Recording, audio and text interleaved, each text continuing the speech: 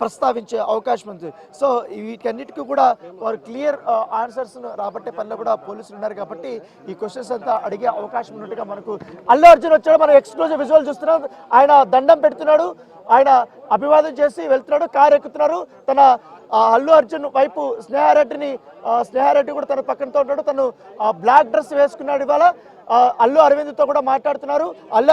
అల్లు అరవింద్తో దాంతోపాటు అల్లు అర్జున్ సమచోటి వాళ్ళ మామ ఆయన కూడా కిందకు వస్తున్నాడు. ఆయన కూడా వేరే వెహికల్లో ఇక్కడి నుంచి వెళ్ళడానికి ప్రయత్నిస్తున్నారు. ఎక్కడ మనకు బన్నీ వాసు ఉన్నారు, అల్లు అరవింద్ ఉన్నారు, అల్లు అర్హ కూడా మనకు ఫ్రేమ్లో చాలా క్లియర్గా కనపడుతుంది.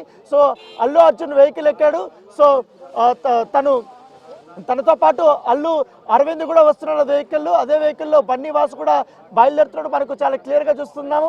సో విచారణకి అల్లు అర్జున్ హాజరవుతున్నాడు చాలా క్లియర్గా. ఇప్పటికే భారీ భద్రత మధ్య ఇప్పుడు ఆయన హాజరవుతున్నటువంటి విజువల్ మనకు చాలా క్లియర్గా చూస్తున్నాం.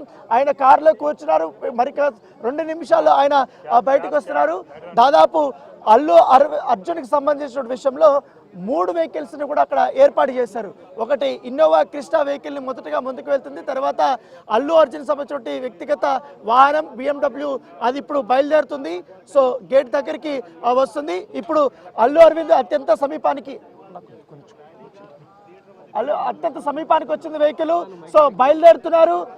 సో మనం ఆ విజువల్ని చాలా ఎక్స్క్లూజివ్గా బిగ్ టీవీలో మనం చూస్తున్నాం. ఒకసారి చూడొచ్చు.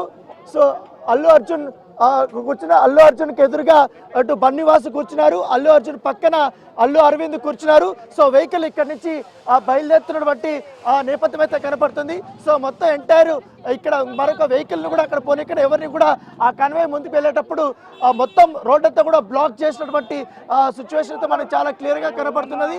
సో మొత్తం పోలీసులు అయితే ఎవరిని కూడా ఇక్కడి నుంచి పోనీయట్లేదు. సో మొత్తం పోలీసులంతా కూడా